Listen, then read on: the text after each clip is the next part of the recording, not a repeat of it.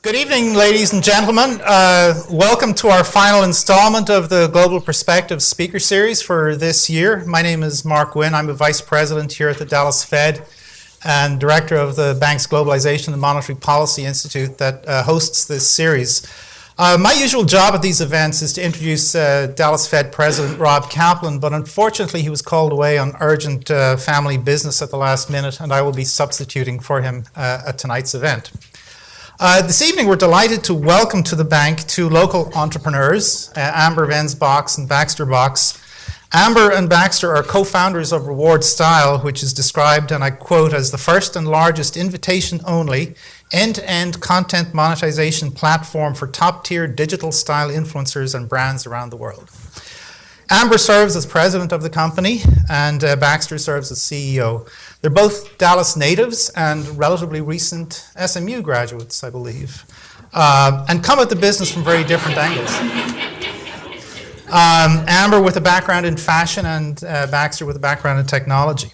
Those of you who've heard Rob Kaplan's stump speech will know that he routinely talks about technology-enabled disruption as one of the key secular trends that he feels is fundamentally altering the environment in which he and his colleagues on the FOMC have to make policy decisions, and which is also impacting the environment in which businesses have to operate today.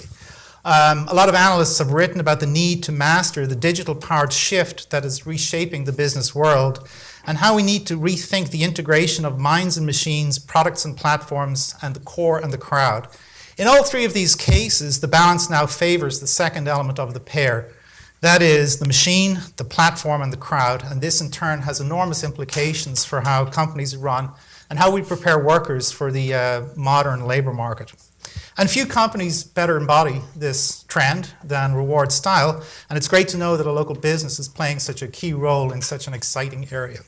Now, the format for this evening's event will be that we'll chat back and forth on a few questions, and then we'll open it up to questions from the audience. So please start thinking of your questions now. So we'll talk for about 30 minutes, and then we'll have questions. We've mics set up around the room, so please use the mics when you ask your questions. And so with that, let's get the conversation started. I should start by saying, there's a great irony in having somebody like me moderate a conversation with fashion experts, because my idea of high fashion or fashion disruption is a 2-for-1 sale at Joseph A. Banks. So I'm probably the last person who should be up here. But anyway, why don't we start by you telling us a bit about your background and how you got started. Amber? Absolutely. Well, my background's 100% in the fashion industry. So growing up as a little girl, I always wanted to be in fashion, and I read People magazine back when that was a thing, and always wanted to dress like the stars and to make clothes of my own. And as a young adult, I worked in the fashion industry, all sides from PR to having my own jewelry line to personal styling and working for a designer in New York, and then landed upon a relationship with Baxter, I guess my senior year of college, and at the time I had a jewelry line and a personal shopping business. And for those of you who maybe have or haven't used a personal shopper before, that whole industry is built around the idea that someone can get a commission on sales. So a very old school model. And so I would take you into Joseph A. Banks and get you a suit for this evening, and 2 suits for this evening, and I would get a commission on that sale. And I loved that business, and so created a blog actually I thought a website. I thought it was a marketing website to really document all of this work that I was doing for my customers around Dallas. And turns out my customers really loved actually just going to my blog and purchasing from my blog instead of booking personal appointments with me. And so the blog did phenomenally well. The Dallas Morning News did a full-page article, and it said, "Meet the blogger," and it had my picture, and said, "This girl you'll know from around town. She was a shop girl and had a jewelry line, and she did personal shopping. Now she's doing it all for free online." And I was so excited about having an article in the Dallas Morning News that I didn't understand the free online part until about 6 months later, when I was still living at home with my dad eating cereal, and all of my customers were texting me about how great my site was and how they loved everything that they bought from it. But I cut myself out of my own business.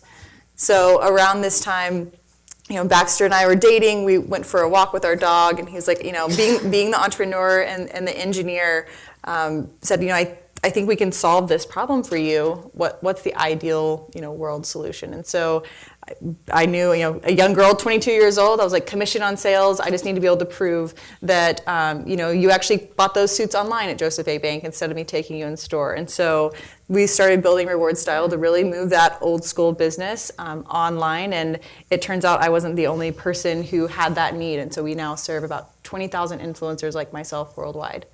So Baxter, what got you interested in the business? I mean, you came from Amber. a very different... I mean, that was a big part of it. My background's engineering, like Amber said. That's what I studied in undergrad, and I worked in the medical device field for a while. Quickly realized, working at a startup, that the business was actually poorly managed, and I loved building things, but I really wanted to move into a different sector. And so I moved back to Dallas. I was in school in California. I moved back to Dallas and started working for a hedge fund at the absolute perfect time to start working in that field around 2007. And so, so quickly realized that I liked looking at businesses. I remember looking at our portfolio manager, who happens to be my father, and saying, does anybody make money? It was just a really tough time, 2007, 2008. And so about that time, Amber and I were dating, and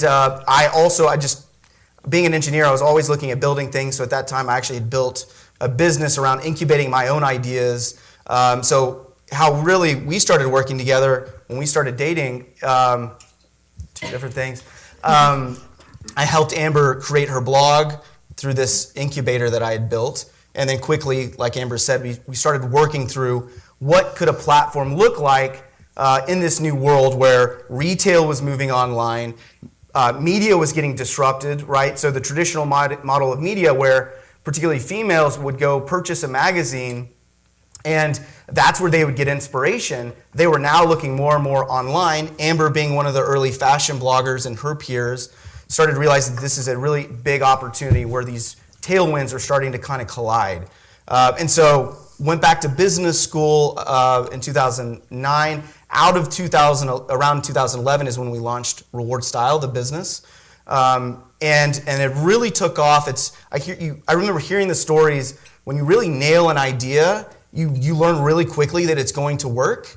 And I remember the moment where we had a MVP, a minimum viable product in the market. Amber and a very small group of her friends or peers were starting to use our product. I remember sitting in my apartment against the windowsill saying, Amber, this is going to be big. And looking back, it was one of those things that big at that point was maybe 100 influencers using our platform. So it's changed dramatically. So what exactly or who exactly is a digital style influencer? How does one become? I mean, I know I wouldn't qualify, but I mean, how does Hey, one, don't say that. Yeah. What are the defining characteristics? I mean, who are these people? So it's people who are creating original content and then they're putting that online, distributing it, whether it's through their own blog or through social platforms like Instagram or YouTube or Pinterest, for example.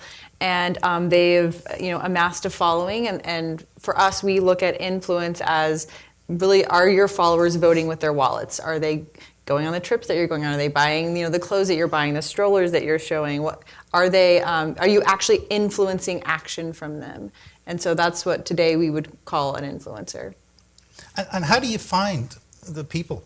How do you find? Do they come to you? You go to them, or is it a mix of the two? Or so when we started, as Baxter mentioned, I had made a few friends in I would loosely call it an industry. I went to New York, and that's where some other bloggers lived, and I met with them and just said, "How are you guys making money?" And they said, "Well, we're getting free clothes. We're getting invited to events." I was like, "Okay, so you live at home too," and and now, so I got distracted on that one. What was the original question?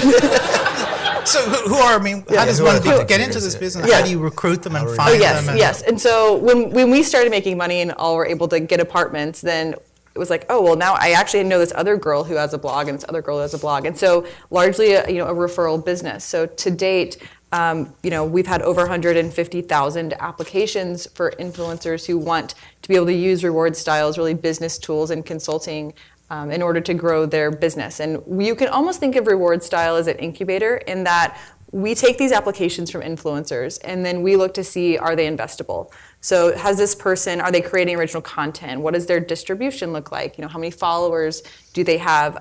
Is this content that brands would be excited to pay for and to live on the web that's promoting their tools? What kind of influence do they have? And if we feel like we can monetize the content they're creating and also grow their businesses, then we invite them onto the platform and do just that.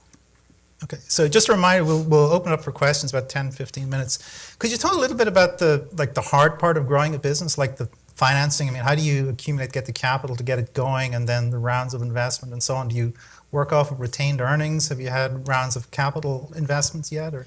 So early days, being in Dallas, we didn't know if we could raise capital. It's a tough climate, I'll be honest, in Dallas to raise venture.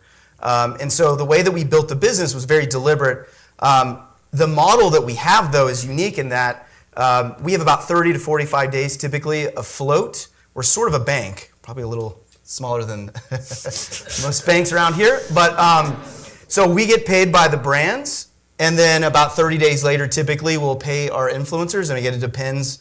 And so that actually financed a lot of our growth early days. So the first 4 years, that again financed our operations. And then we decided we were sort of at a critical point where we wanted to really throw gas on the fire. We had really proven the model. We wanted some strategic investors to come in. And so we actually had our first outside funding from Maverick Capital, their venture arm, who put in some money. This was 2015, so about 4 years into our business. And since then, we've been very deliberate, like I said, in growing our business. Our family, we're kind of a unique business in technology in that our family owns the vast majority of the business. And so we really have a kind of anti-Silicon Valley mindset when it comes to A, raising money, but B, managing the business. So anyway, I think that answered your question, but bootstrapped it. We did it one outside round. And our goal is sort of not to raise money. And what have been the biggest challenges you've faced in just growing the whole thing? So I'll take some of that. Well, whenever you have a marketplace, it's always sort of a chicken and an egg problem, right? So you need to have, for us, it was early days, we need to attract the top influencers. To do that, we needed the brands, right? So we needed the right brands. At that time, retailers that we wanted the influencers wanted were the large brick and mortars typically. So think the Nordstroms of the world, the Shop Ops, a lot of the fashion retailers. Well, we would go approach those brands and they had no idea where to put us. Influencer actually didn't really exist as a word. At that time it was really fashion bloggers, and they didn't really have a budget for it. And so it was a very straightforward value proposition, and they understood that, but they would have to basically reallocate spend. And so that was a difficult time. But the value proposition was very simple. It was, look, brands, we have incredible content creators that are willing to write about you as a brand. And if they drive sales, are you willing to pay commission on any sales that they drive? If they drive no sales, there's incredible content that's out there written about your brand, and you pay zero, you pay nothing. So it was a pretty easy answer. It was more of how do they shift funds, really. What the positive, though, for us was it was about the time also that brands were starting to really think seriously about rationalizing their spend, which is a big tailwind for us. With this big trend of offline to online, the next really big trend that's happening right now in retail is, well, a lot of them are trying to survive, but the second is they're trying to really be able to go up to the CMO or the CFO and say, I spent X number of dollars on marketing, and this is exactly what it got me. And so we really nailed that early days. And so we are, if you look at the top retailers in the world, we're anywhere from 5 to 20 or 30% of their traffic and sales for those that have been really adopted this channel and are kind of jumping over the gap, if you want to think about it that way. In the mobile world, actually, just to add on to that, there's a study that came out that was released by Women's Wear Daily just about a month and a half ago that actually showed when you look at mobile traffic specifically for some of the largest multi-brand retailers in the world, we're actually 4 out of 5 clicks to their site. So mobile referral clicks. So it's even bigger than 30%. So could we step back a bit and talk a little bit about the trends? Earlier when we were talking with Meredith, you talked about these bigger trends that really created this business opportunity for you, and they were mainly having to do with technology and changes in consumer patterns. That's a couple of things that we look at. So we're looking to see what are the consumption trends, what are the content creation trends, and just what's happening in society as a whole. And so if you think back to 2010, 2011, if you were at all interested in the fashion space, you were probably watching E! and Bravo, and maybe Most Eligible Dallas. And then you're reading Vogue, Harper's, People Magazine, In Touch, like that was your media. But then very quick, and there was starting to be like WordPress and Blogspot blogs, and you probably had a flip phone, and it might have had a camera if you were really cutting edge. And then within a few years, all of a sudden your camera was built into your phone. There was this really cool platform, called Instagram on your phone that so many of us thought was like a photo editing app when it first came out. It turns out that it's actually this incredible distribution platform. So we're moving from WordPress blogs. We have to take a huge, massive camera around with you. That's a big investment. You have to go back and to create a blog post would take at least 3 hours. And then you move to the cameras built into your mobile phone. It's something you already have on your person. And the publishing platforms have gone from desktop to now mobile. So it was, WordPress, Blogspot, and then, 2012, Pinterest got really big. Again, another desktop platform.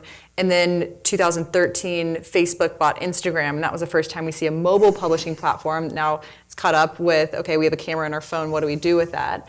So we're publishing there. Just this year, Snapchat IPO'd. So the trends are everything's going mobile, everything's going social, and then closed social. And during that time, we see the rise of the influencer. So if everything is living on these platforms where content is completely democratized, then you can follow me on Instagram just like you can follow Vogue on Instagram. And no one has the leg up on the other. We each just have a phone, and it's just how creative we are to gain an audience. And so content becomes completely democratized, and the majority of the content that you're now seeing when you get on Facebook or Instagram is actually not from Bravo, E!, Condé Nast, anybody else. It's actually from influencers. So now as a society, we're looking left and right to form our brand preferences and purchase behaviors instead of kind of looking up to these major media houses. And with that today, we're spending 5 hours a day on average on our phones, and over 90% of that time is spent inside of a social platform. So it's only moving more and more influencer-based, but this causes a lot of problems for retailers, because before you could buy a television ad or you could buy ads in the magazine and you got all the branding and awareness and distribution that you needed, but that's been greatly cut down. And so to reach the customer today, you almost have to tap into an influencer base, a global influencer base, and that at scale, so that you can just reach the consumer, because it's not enough to just buy an ad on a social platform because of the way that we consume and the way that we are influenced today. And so all of those tailwinds and what Baxter talked about with the rationalization of spend. So before you bought an ad in Vogue and it was hundreds of thousands of dollars, but you were in Vogue and their distribution is 200,000, and this is what you brought to your CMO. Today everything's digital, so everything is measured. And for us, everything's even measured beyond what most people are measuring. We're measuring even truly down to the sales, so the entire, the full funnel. And so all of those trends have really come to a head, and with us having 6.5 years to really build our business, it's an exciting time. Since 2015, we've actually been able to double our business. And this year, actually just this week, we have now driven over $1 billion in sales just this year. So our influence is becoming much greater on the industry. So we'll open up for questions in a minute. If anybody has any questions, just please go to the mic. What would you say the biggest mistake you've made in the course of growing? I mean, I know small businesses, you're growing rapidly. You're having things coming at you like a ton of things from all different directions. You invariably make some mistakes. You think you made any on the way? Oh, for sure. I would say that one of the big mistakes that we made early days, it's kind of two things in one. We learned really quickly that not everything can be a priority. So again, this is sort of how we manage the business. We had a very clear vision for where we wanted to go, and instead of being very, very focused on kind of 2, 3 priorities, we spread ourselves pretty thin. And so that was a pretty obvious thing looking back. But we invested in lots of products instead of being more focused. So, you know, we say it a lot internally. It's one big learning. If everything's a priority, then nothing's a priority, and we say it all the time because and this is another thing we learned over time, is we always thought, look, once we get to this scale and we have this level of resources in terms of budget, then we can do all these things. And actually, as we've grown, it's actually more important for us to be more focused on a smaller number of highly focused priorities. And so I would say that was the biggest mistake, is we were way thin early days, and then that's also kind of a lesson that we've applied. I would say another one is that because we have this very specific vision for where we think the product should go and the company, sacrificing that vision for whether it's inclusion, you know, somebody internally is like, I have an idea, or it's a customer that says, look, I really want you to do this for me, but it's not consistent with where you think the business should go. That is another thing we made very rare, because we're very, I'll call it headstrong. We're very, you know, deliberate and intentional, but that was one mistake also that we made, is sort of being willing to sacrifice in certain areas on our vision. So one of the things that Rob Kaplan is very big on, he taught it for many years at Harvard Business School, is leadership. I mean, you know, founding a business and, you know, getting it up and running is one thing, but actually then growing into the CEO, president roles presents a very new set of challenges. What have you seen as the biggest leadership challenges? I know you have talked about reading Daniel Goleman's Emotional Intelligence and finding that a very useful guide to dealing with some of these issues you confront running a company. Any other things come to mind? You know, I think we talk about now, like, we learn so much every day and every minute of being with our business. And now, you know, within the last 3 months, we've hired 4 new VPs and a new CRO, all new positions within our company. And so just being surrounded by these highly specialized people has really, I think, allowed us to, you know, professionalize in so many other ways, but then elevate within the organization. So I think, you know, when you talked about learnings, I would also say, you know, early in our business, you see so much opportunity and you're just, scrounging at it. And so we hired, you know, we were very young people, and also hired very young people, and we didn't even know, I don't know if we could have afforded it or not, but we didn't know they existed, that the people that would have been specialized in certain areas that could have, you know, that single hire instead of those 3 hires could have really moved our business forward in a big way. So I think we're learning a lot right now just about the right people and being patient to find the right person that really aligns with the vision, but also has an expertise that they're able to be really kind of our sounding board and advisors internally. So anybody have any questions? What's a CRO? Chief Revenue Officer. Yes. Sorry, there's a question over here. Sure. So hi, my name is Eric Griffin from the Dallas Regional Chamber, and I'm going to ask you a question related to fashion that is way outside of my bailiwick, so I'm going to try to use the right terminology. But my question is, I work in research and innovation, and we talk all the time about what are those things that are inventions versus improvements versus really something radically different. And so in thinking of this question, I'm thinking of stars like Poppy on the internet or Sia or Lady Gaga. They didn't just take what's in the culture and try to give you a brand that you can then take on and take on yourself. They tried to reformulate what a brand is. So as a business, how do you spend your time between taking what's available in pop culture and packaging it for someone to then replicate versus setting something completely different and new? So I think the one thing is reactive and one is proactive. And what I've seen from great kind of cult brands today is they're very proactive. So I can think of a lot of examples, whether, and these might be, you know, I'm not sure if you're all consumers of these brands or not, but like Glossier is a great example. A girl, Emily Weiss, I was actually an intern with her at Cocoon in New York, but now she is also, you know, built this amazing brand that's now international. That's this really great, like, kind of millennial makeup brand, and she's really gone deep on brand and doing a lot of really innovative things using social media and social connections in order to grow her brand. A friend of ours, also Whitney Wolf, has Bumble, and so she's completely reinvented the digital dating and networking space. Also, you know, a global brand, but someone who thinks about, you know, she's of course doing the things that are reactive to what happens in culture in order to ride those waves, but she's also creating the waves, you know, herself. I think today people are they care a lot about the brands they associate with. So just like the designers that you choose to wear, it's the brands you choose to associate with, down to kind of who you follow on social media, and people tend to gravitate towards those brands that are creating, I think, something completely new. So over here, and then we'll come to you. Go ahead. Hello, I am Esme Duran, and I just moved back to Dallas from Paris. And I am absolutely fascinated to find that from being in the fashion, what is considered the fashion capital of the world, you have sort of brought it to Dallas, and that is something really exciting to come back home to. Also very exciting is to see that you brought a tech startup to Dallas. I mean, this is really big. And I actually was wondering, you just said that you weren't interested in, financing the way they do in Silicon Valley, but what are some of the challenges that you have being based in Dallas and not having, I guess, the community that you would somewhere where those types of startups are flourishing? And being in Dallas, and as opposed to, I don't know, Austin, for instance. You take that? Yeah, either one.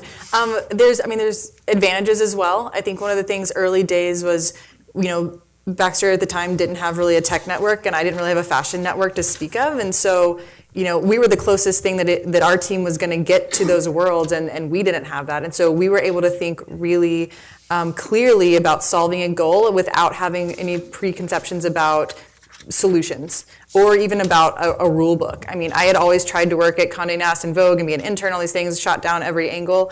And so there was no loyalty to anything fashion, to anything tech. And so I think that allowed us to be very creative. We were very hungry. As far as, when you look at these places, so for example, we have a tech team in an office in New York. When you look at the tech that's in Silicon Valley, you're competing with a Google and Facebook, and we choose to build our business here and reinvest in more people here, rather than provide daycare and dog sitting and buses to our team in San Francisco. And that's truly what we're competing with. And so if you want the rock stars in these places, they would make more than 10 people here, in Dallas. And so we've just tried to be very financially responsible, and use our resources wisely and stay an independent company. And so that's really what we're up against. And so just trying to recruit there, we wouldn't be able to get that top talent, even though it sits there, because of what we're willing to outlay. I think the main difference is the sequence of events. Typically, like in Silicon Valley, you could go to breakfast with somebody and they'll write you $500,000, $1 million check and with an idea. And I have lots of friends that's pretty common. And then they prove the model. Here, I think you have to prove the model and then you get financing, which I don't think is necessarily a bad thing. And I think that it really helped us. When you have money, you spend it. I mean, I think that's just typically in tech especially. So you have to be very careful and deliberate.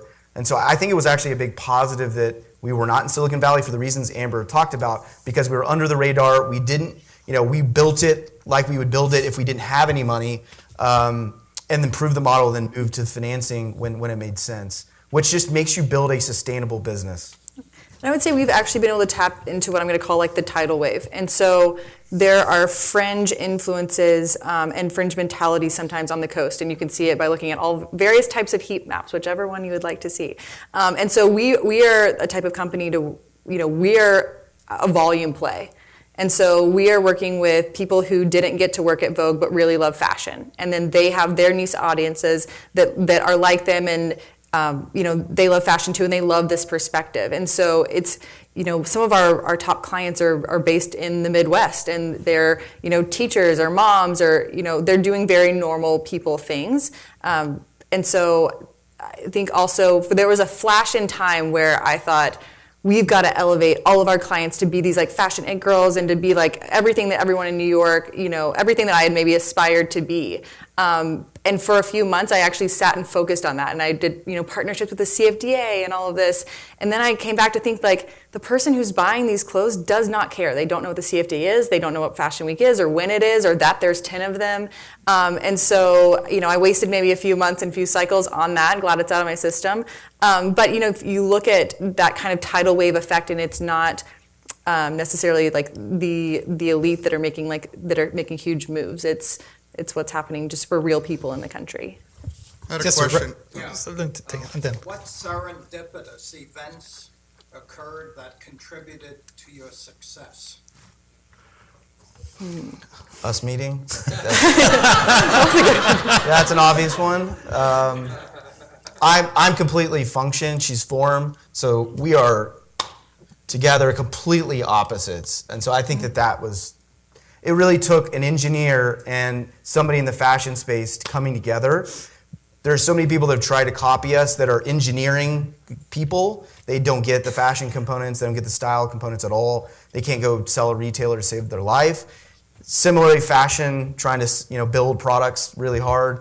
So I think that would probably be a big one. I'm trying to think of another serendipitous one. What do you think? I mean, that's definitely the biggest. Yes, sir, right here. So two things. First, what's the biggest barrier to entry that someone, because that's what you see in this type of space, especially in startups, and you've only been around, 5-6 years. And the other thing is, I'm very curious on the influencers. What's the minimum commission you really need to make off somebody? Because I can say somebody's sitting at home living with their parents and they're saying, I'm going to start a blog, and they really don't have the motivation to continue for 6 months, a year, or even 5 years later. So how do you discern on who to do business with, and do you have a minimum threshold of income that you need to make off an influencer?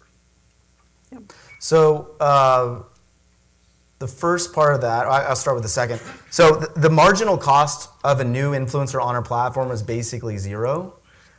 We do have minimum threshold in terms of quality. We don't want to invest, even though it's very low cost to us. We don't want to invest, which means building platforms, making them all our brands available to them, unless they hit that certain threshold. And a lot of that has to do with how we negotiate with brands, making sure that we have the best influencers in the world. And then part of it's our brand. Our brand is really, really important. I think that it sort of speaks to a question earlier. Not a lot of B2B brands invest heavily in branding.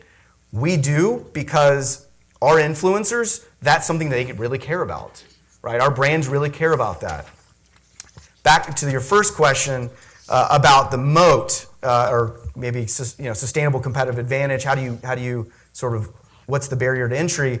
It's a pretty high barrier now. It was probably much lower early days, which helped us being in Dallas. Because no one knew about us except for influencers and select brands. Today, just like any marketplace, when you have the network effects of scale, right? When we have 20,000 influencers, 4,000 brands that are selling 1 million products, there's $1 billion coming through our platform. There's not a lot of advantage to a brand working through any competing product. And similarly, an influencer wants to be able to link to any product that they want to, and at the highest rates. And so to have that network effect and have that marketplace with high rates, with availability, is very difficult, and do it on a global scale. So we didn't talk about this, but we have about 230 or 240 people on our team, offices in Asia, South America, Europe. And so to have relationships with brands in all those countries and influencers makes it very difficult to compete with.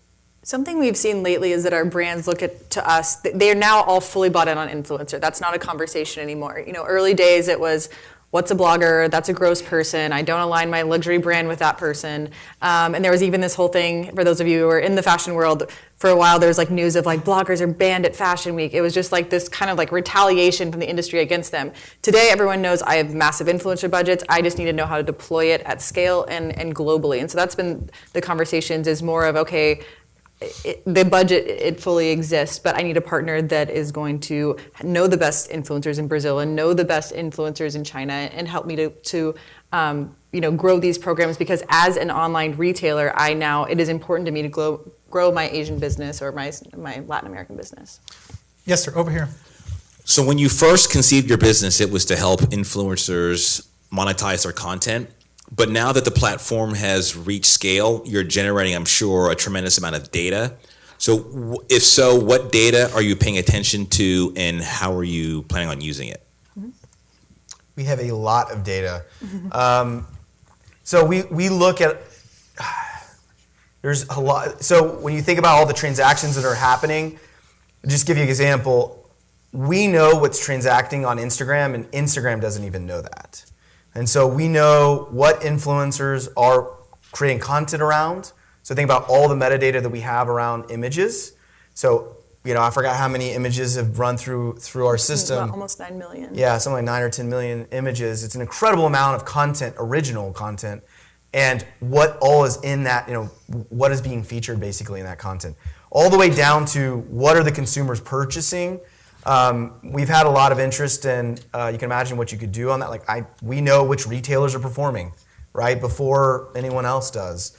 We're moving the needle significantly. So we're not selling that data today. You can imagine what we could do with that in the future. But today, our mission is still to help influencers quit their jobs and do what they love. And for those that have been able to quit their jobs and do what they love, to make even more. And so it's really maximizing earnings for influencers is what we're laser focused on. And ultimately, that also translates into maximizing the opportunity for bricks and mortar to survive this sort of wave of onslaught, this difficult time for e-com, particularly for the bricks and mortar group. So we use the data to make our clients smarter today. And so for our influencers, it's important that they understand when they publish, on Instagram, for example, that their clients prefer to buy dresses to pants, and they like shoes rather than makeup, and they only spend $150. And those things make our clients better. So they can create better content for each platform. They can better understand their audience, which only makes them better, makes the platform better, makes the retailer happier. And on the retailer side, another revenue stream for our business is actually what we call collaborations. And so with collaborations, brands come to us and they say, it's amazing all this organic content that's written, but I actually have this marketing calendar and I have a sale in July. I have a new makeup line launching in May. And so they want guaranteed content at these key moments throughout the year. And so we use our data to help them to cast intelligently. And so we'll go in and say, okay, you're trying to do a sale and hit females between 25 and 35 in the Midwest that spend on average $300 at multi-brands. These are the influencers. This is how much they cost. This is a fully rationalized spend. And we cast for that and then execute those campaigns. So today the data is not sold per se, just raw, but we're using it to make our clients better. Yes, sir, right here. Is internet neutrality an issue, or will that be a factor for you? It's difficult to say. I don't believe so. I don't believe so. We like net neutrality, though. So over here.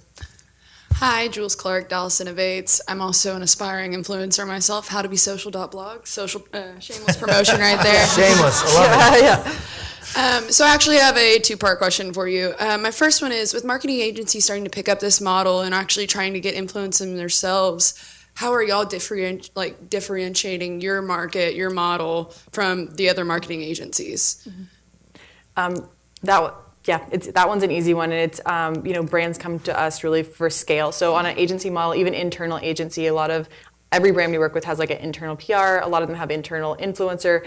But if you think about what is something that one person can, they can't have ongoing relationships with 5,000 influencers and get them to be consistently writing about their brand and maintain that. And also a way that we're different from your typical agency is really we're the only ones in the world with retail performance data. So everyone can see like follower counts, likes, comments, all of those things, and cast based on that or based on a feeling about a person's popularity in a specific market. But if you want to come down to who is the person that's going to drive a certain amount of sales on this product, that's only something that we can predict for them. So the larger budgets come to rewardStyle because they need that complete rationalization. And I would say we're a platform, we're not an agency. So we do have for some clients, we do provide some sort of agency type of work. But really, we connect content and commerce for consumers. And then we have all this data to make that more effective for retailers. And for influencers, we help them maximize their earnings. And then Sure, one more go for question it. for you. So Cherry, your newest app, actually love that because I break my nails all the time. But is that part of something that you're adding to your brand, or is that totally separate? And where are you at with the funding, and where is it going? Yeah. Okay, so what she's talking about is something that basically was created out of a personal need as well. So 2015, Baxter mentioned we started raising money for rewardStyle. I was pregnant with our first child. We built a new headquarters. Things were getting very, very busy for us, busier than they'd already been. And meeting with investors, you need to look polished and put together, but there was absolutely no way between travel schedule and everything else that I had time to go to a nail salon during salon hours. And so essentially, fast forward, personally, we have just basically created an idea and invested in it to launch an app that launched in Dallas last week. And it's called the Cherry app. And so you can download Cherry on the iTunes store. And it's essentially Uber for nails. So it's nails anywhere, anytime. So if you need 6 a.m. before a flight or 9 p.m. after your kids go to bed, it's great for working people. It's great for moms. It's a great perk for the office. But that is something that Baxter and I have done completely separately from the rewardStyle brand, and it's just something that was really kind of this has been several years. Yeah, born out of a need. And Cherry is also based here in Dallas. I love my foot massage, so You'll notice that you can click extra massage in the app, Yep. And that was Baxter. me, It's yep. Yes, sir. Thank you. I had a question on the product side. So for new online-only types of products that come out, maybe a skin cream or a new type of clothing line, what are some of the characteristics of success for new products that are on your platform that you see? That's a good question. I think, from a macro trend, we're seeing that it's people who have a very well-established brand and brand identity and mission-driven companies. So it can't just be another makeup brand. We talked about Emily Weiss earlier from Glossier. So she had actually built. She was actually one of our top influencers. So she had a blog called Into the Gloss, all about makeup, had built up an incredible following there, and had already kind of proven out her ability to sell beauty products, and then followed that up with a makeup line. So this is someone who had an established audience and influence in this space, and I think that is important. Someone who knows the space well, also, well-funded. But I think having that mission and really brand, people just want to, today, consumers are aligning themselves to specific brands that they want to identify with. And Emily's products are great. They're not the best products in the market, but people feel cool having them in their purse or in their little spread for their Instagram story. And so I think a lot of it has to do with branding and then just distribution as well. So there's being having my jewelry line and having worked with department stores before. Working with a department store is really a marketing play, and so it's a way to kind of get brand validation. So there's that kind of way to go big, but then of course you have to think later about, okay, how do I actually make money doing this? So there's some different angles there. Glossier has decided to go direct to consumer, and that's what we see with a lot of the big brands today. You think about like Casper, Everlane, or Bonobos, or any of these guys. The direct to consumer model has become the way to go. Let's go over here. So how much time do you spend thinking about what's going to kill you? And just from a background perspective, it sounds to me like you're leveraging various social media platforms. It sounds an awful lot like Netscape leveraging Microsoft operating systems. And once Netscape showed that it could be successful, Microsoft just killed them. So do you spend time thinking about when those social media platforms change their terms of service and take over your business? So this actually came up very early in our business, and I'm grateful for that moment. Maybe that was serendipitous. On my birthday one year, very early in our business, Pinterest was the first platform after WordPress and Blogspot that became interesting for our influencers. And so Pinterest, we started working with pinners. We were a white label partner on their platform. We were tracking, we were executing campaigns for brands on this platform. And then we wake up one day and we're completely turned off on the platform. They've turned off all of our linking. We have campaigns running. Everything doesn't link anymore.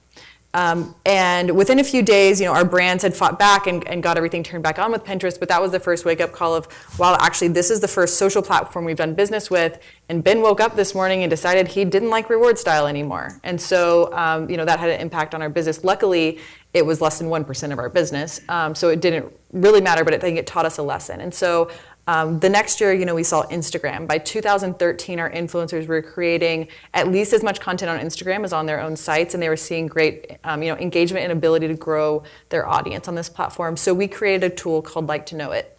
And that tool initially was launched leveraging, Instagram's tools. So if you had signed up for the service, you could actually just like an Instagram, and we were tied into their technology where we knew that you had liked that photo that was created by our influencer, and we'd send you an email with that influencer's content and the associated product information. So fast forward, that went from $10 million in sales to $150 million in sales, and we said, okay, Snapchat just IPO'd, we're gonna continue to see this, who knows if Kevin and Facebook are gonna like us tomorrow. And so this April, we launched the Like to Know It app. And that Like to Know It app elevates out of any specific social platform, and actually the functionality is in the handset. So now by taking screenshots of content that you see anywhere, so within Instagram, Snapchat, Pinterest, Google, wherever, we actually can give you a push notification that allows you to shop that image immediately, or you can just go into the app, shop everything that you've liked or screenshot, and discover other content. So we have 22 verticals: fitness, home, men's, beauty, that you can discover all of the 9 million pieces of content created by our influencers to date and growing. And so really, yes, we've been called paranoid before, and we're creating tools that de-risk us against the basically whims. you thought laterally around that risk, and then thinking laterally then makes those platforms kind of less likely and more dependent upon you staying on that platform. Right, and then those are conversations that we have today. There's been 2 of the 3 largest social platforms, that have had us in their office in the last several months and said, this is essentially content wars. There's several publicly traded companies now, one that's probably about to be, and they need people creating content on their platform, and our relationship is with the content creator themselves.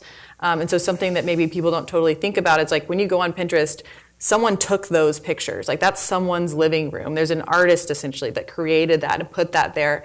But what happens when people stop putting it there and they start putting it somewhere else? And so that's become very important. And so Instagram has told us that they like our contribution to their platform because we make the influencers better. So they know not just like likes and impressions and comments, but they actually know what their audience likes on a purchasing basis, what dresses, shoes, under $150, whatever that is.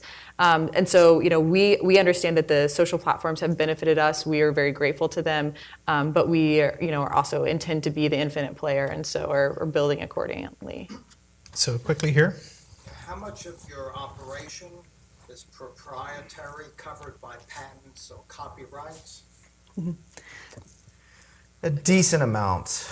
Patents have been very difficult to get, software patents. And so we spend a lot of time and a pretty good amount of money going through the patent process. And so we have some patents that have been issued and lots in the works. So we're certainly protected. The thing that is going to protect us is not necessarily patents. It's building a marketplace. I like to use Amazon as an example. They're not protected. Their business is not protected by patents. It's protected by the scale of their marketplace. And so that is really what protects our business. We do build proprietary things and we patent them. We talked about this app. We've patented that. So there's lots of technology around making screenshots shoppable that we've patented. So we certainly spend time there, but a lot of it's around scale. Yeah. So last 3 questions here. Are you finding that influencers have a shelf life? It's an interesting question. We look at our influencers by class, and we see that actually the newer classes are more productive, meaning they drive more sales than previous classes. I think there's a couple of factors. One, they're younger, they've been on social media for longer, they know that we have the playbook and they listen to us more closely. Whereas, when we started, there's, influencers, they're learning their business, we're learning our business, and, they had ideas about what success looked like. Today, they know that we're the expert, and so they're listening to, to what we have to say. We see that it's incredible the amount of success that some of our influencers can have, and at a very, very young age. In the mid-tier, I'd say we have, this year over 83% more influencers earning over $100,000. And so we have tools that we've developed to really amplify the reach of our influencers to help them to be high earners. On the high end, we have people who make close to $5 million. So it's incredible. So when you say plateau, if you plateau at $5 million, it's not a bad year. So what would you say your oldest influencer is, or the age group? Well, so there's two different ways to kind of cast that. One is like, there's the class of 2011. We can kind of go classes that way. And then we also have, 60-year-old influencers, and up. I think somebody stood up at one of our conferences and said, am I going to be doing this when I'm 65? And another lady stood up, she said, I am 65. And so, that was kind of a funny, it was a total girl gang of them. But I think everyone is influenced by someone, regardless of your age or your industry. My dad told me a story about when he was, selling insurance and going into a truckers whenever they're kind of getting their orders for the day, and that no one was buying, and that there was one truck driver who finally came over and started getting insurance. He said they just lined up, they just snapped into line. It just takes the one, influencer from the group to make things happen. And that, while there's a caste system in trucking, there's a caste system in insurance, and in the 65 and up crowd, everyone is looking to someone, and I think that's what our business is really built on. Over here. What is your perspective and philosophy on philanthropy, corporate social responsibility, and what causes do you feel most? Yeah, good question. So this year we've been able to do a lot more philanthropically, and I think first of all that starts. I think our team would agree that Baxter and I, our kind of souls have been poured out in the company, and so a lot of I think our personality traits are seen good or bad within the organization. Over the last few years, we've thought very seriously about how we as a family are generous or are giving, and where we're investing our resources. And so I think once that began, we were able to then bring that to rewardStyle. And so starting this year, I don't know why I'm getting emotional. But it's cool to get to do these things. But now everyone gets 2 days to go do whatever they like. It needs to be at a 501c3. I really don't know why I'm crying. I can't even blame that I'm not anything. But yeah, they get 2 days to go do whatever they would like in the community. And then we also do drives around specific events during the year. So during Hurricane Harvey, we did drives for dogs, for babies, for moms. There's all sorts of different kind of verticalized things. So within the organization, we have the hashtag #RSGives. And so you can kind of see all of our different things that are happening across the organization. But one thing that we found too is, being a global company with 250 employees, there's a lot of different,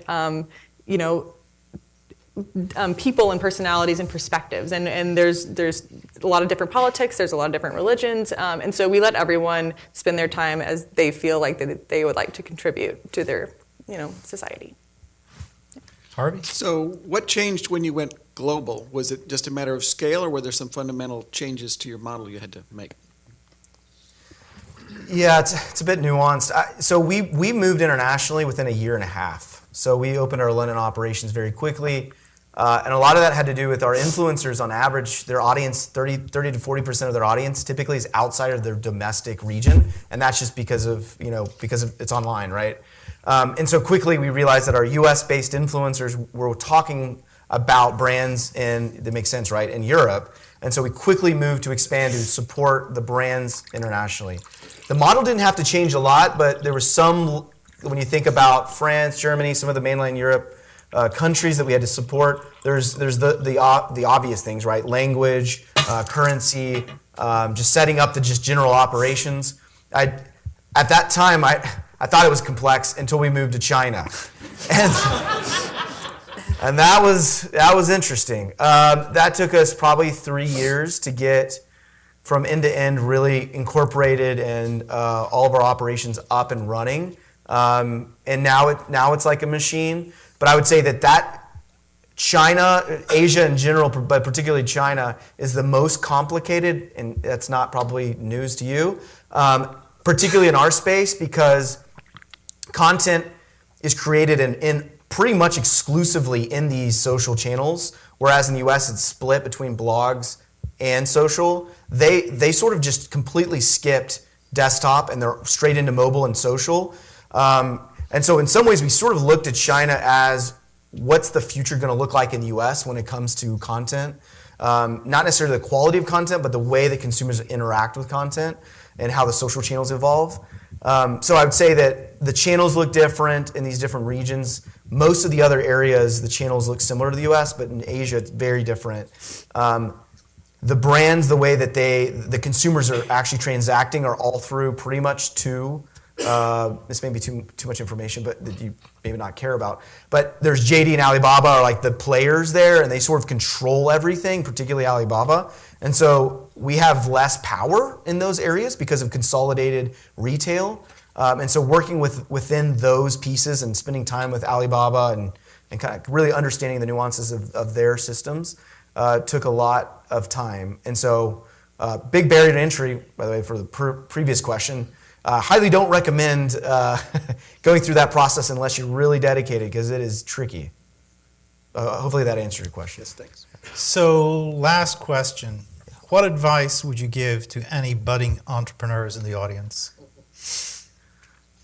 Run. Don't do it. Fast. Yeah. I would say that I think we're both extremely competitive people. It really takes somebody extremely competitive where you're thinking about your business 24/7. So advice would be, it's not for the faint of heart.